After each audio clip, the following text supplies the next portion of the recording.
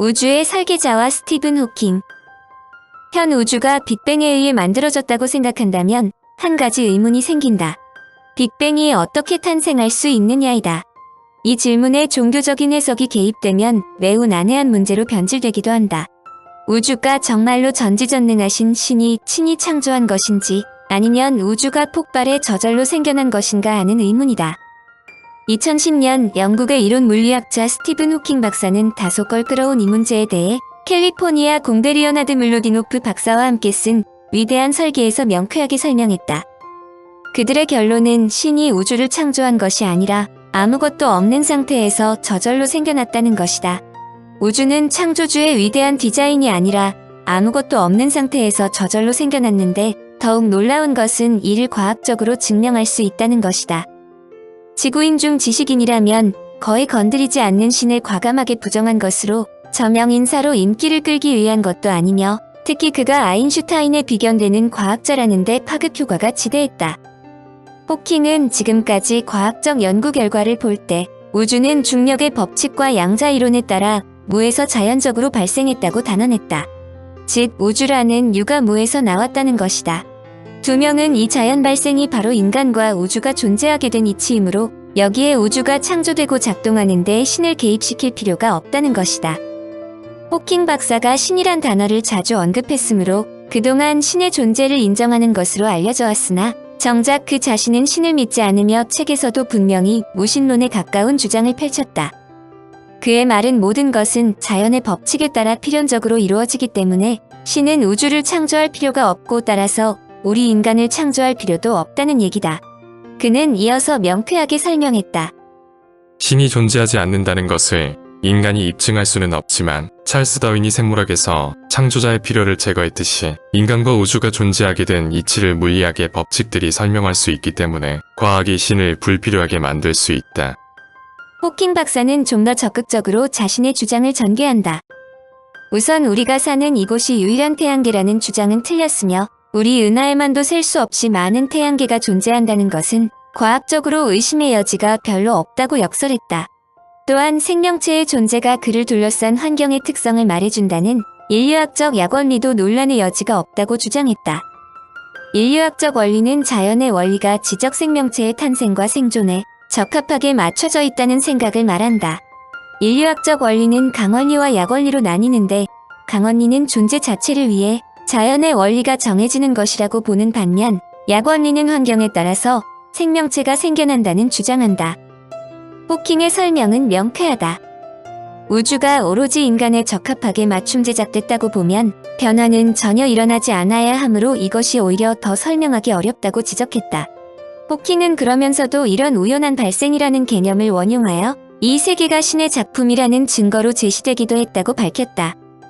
구약 성경에 천재이루의 설계라는 개념이 들어있었는데 아리스토텔레스의 영향을 크게 받은 전통 기독교가 의도에 따라 작동하는 지적인 세계관을 갖게 됐다는 것이다. 물리학의 천재 스티븐 호킹. 스티븐 호킹은 갈릴레오 갈릴레이가 죽은 지 딱 300년, 뉴턴 탄생 300주년이 되는 1942년 1월 8일 영국 옥스퍼드에서 의사인 프랭크 호킹과 이사벨 호킹의 맏아들로 태어났다. 당시 아버지는 국립의료원의 기생충과 과장이었는데 8살 때 가족은 런던 근교 세인트 앨번스로 이사갔다. 그는 매우 내성적인 아이로 그들의 가족은 집에서 식사하기 전 조용하게 책을 읽은 뒤 밥을 먹었다고 한다. 그는 처음 여자 전문학교인 세인트 앨번스 소녀학교를 다녔는데 소년들도 10살까지 다닐 수 있었기 때문이다. 11살에 세인트 앨번스 학교로 전학하였다. 처음에는 그의 명석함이 드러나지 않았지만 한 친구는 그가 똑똑한 꼬마 과학자였다고 회상했다. 17세의 나이에 장학금을 받고 옥스퍼드 대학에 입학했는데 그의 성적이 옥스퍼드 대학에 입학할 정도는 아니지만 물리시험 성적이 우수하여 시험관을 놀라게 한 덕에 특별 입학이 허용되었다. 철학자 버트런드 러셀을 숭배하는 평범한 학생으로 체격도 왜소하여 내성적인 성격이므로 친구들이 거의 없었다. 그러나 초창기 대학 생활을 혼자서 지내다가 친구들과 어울렸고 유명한 옥스퍼드 조정팀에서 키잡이가 되기도 했다. 조정팀은 원래 체격이 좋아야 하지만 키잡이는 노를 젓지 않기 때문에 왜소한 학생이 적격이었다. 3년 뒤 최우등으로 졸업한 그는 우주학을 배우기 위해 케임브리지 대학원으로 갔다. 케임브리지 대학원에서 우주론 박사과정을 막 시작할 무렵 계단에서 자주 굴러떨어지는 등 어이없는 사고를 겪더니 몸속의 운동신경이 차례로 파괴되어 서서히 온몸이 마비되는 루게릭병에 걸렸다고 판정받았다. 천재성을 막 싹 틔우던 21살 때로 의사는 2년의 시한부 인생을 선고했다. 의사 판정대로라면 1965년에 그는 이미 죽었어야 하지만 그의 병세는 의사가 예상한 것보다 훨씬 느리게 진행되었고 지도교수인 스키야마 교수의 지도하에 상대론과 우주론을 본격적으로 연구하기 시작했다. 그는 루레릭병을 진단받기 직전의 사귀었던 제인 와일드와 결혼하여 3명의 아이를 낳았다. 1985년 제네바에 있는 유럽입자 물리학 연구소를 다녀온 후 폐렴 진단을 받았고 기관지 절개 수술로 파이프를 통해 호흡하고 목소리를 완전히 잃었지만 극적으로 건강을 회복했다. 이후 스티븐 호킹이 유일하게 움직일 수 있는 것은 2개의 손가락으로 음성 합성기 등을 통해 말하고 글을 쓸 수 있었다. 이러한 신체적인 악조건에도 불구하고 그가 이론 물리학에서 세계적인 학자가 될 수 있는 것은 이론 물리학의 특수성 때문이다. 그와 정상 우주론 재창자인 프레드 호일과의 첫 조우 장면은 그야말로 전설적이다. 프레드 호일이 영국 왕립학회에서 자신의 정상 우주론에 관한 강연을 하면서 우주가 영원히 팽창하는 것처럼 보이지만 팽창과 수축 사이를 꾸준히 맴돌고 있다고 주장했다.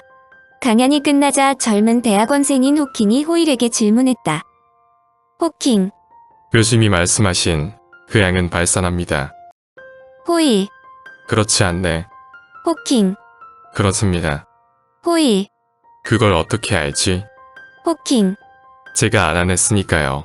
그의 장담은 그가 바로 정립한 이론으로 증명되었고 곧바로 박사학위를 받았으며 호킹은 일약 유명 인사가 된다.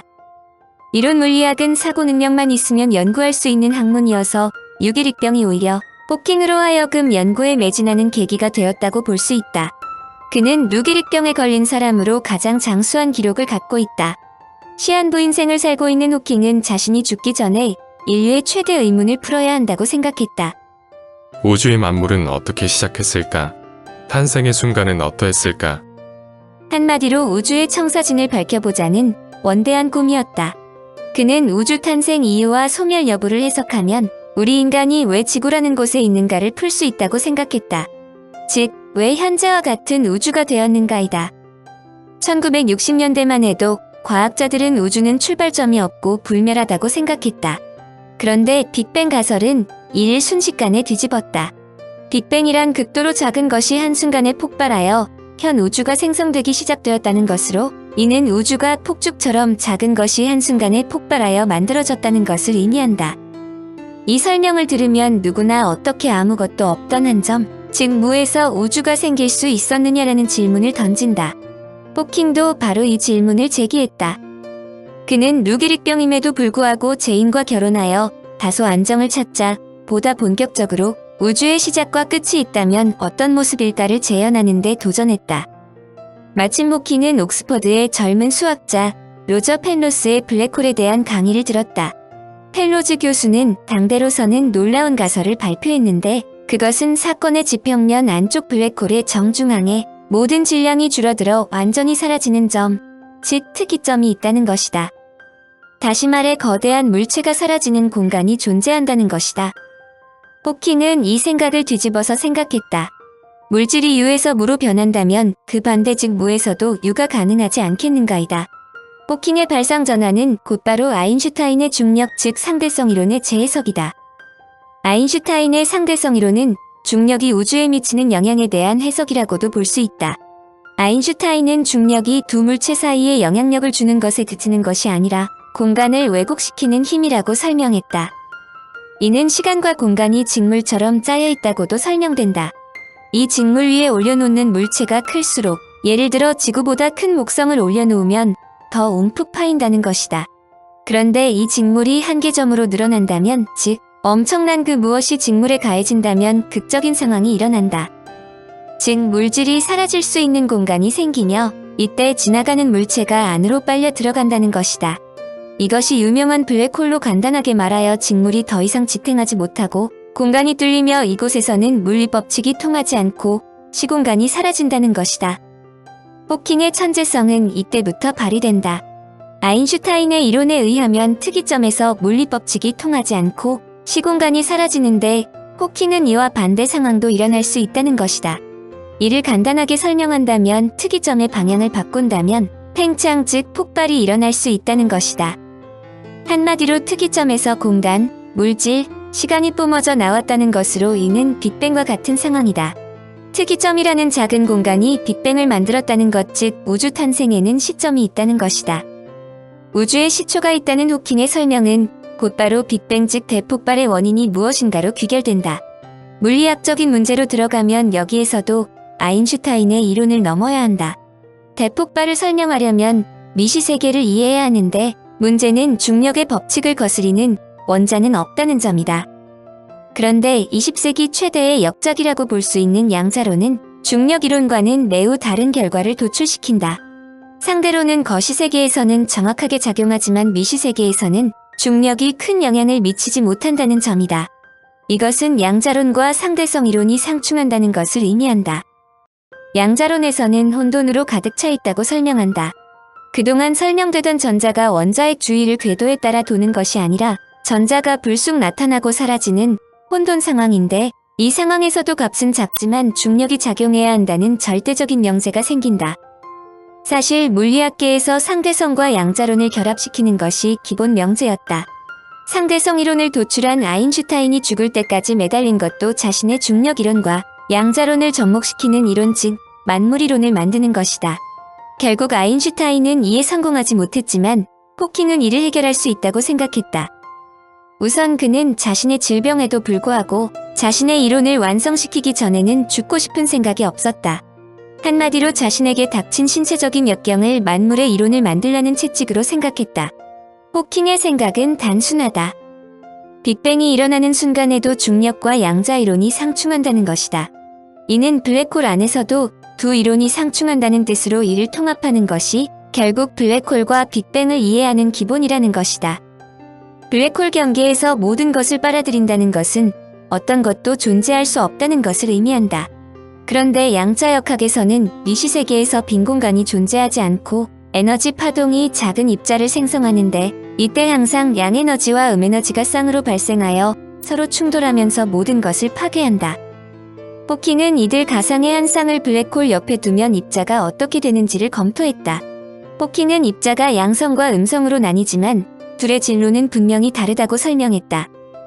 음성 입자는 블랙홀로 유입되지만 양성 입자는 에너지가 충분해 블랙홀로 빨려 들어가는 것이 아니라 발산한다는 것이다.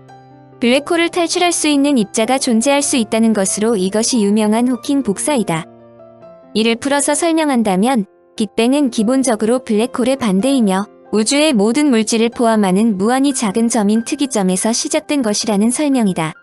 호킹 박사가 1975년에 이를 정리하여 다음과 같이 설명했다.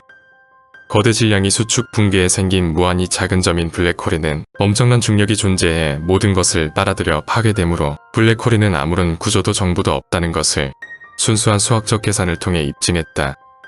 그런데 블랙홀 중력의 가장자리에선 이른바 호킹 복사라는 에너지 방출이 일어나 블랙홀은 결국 질량을 잃어 소멸한다고 밝혔다.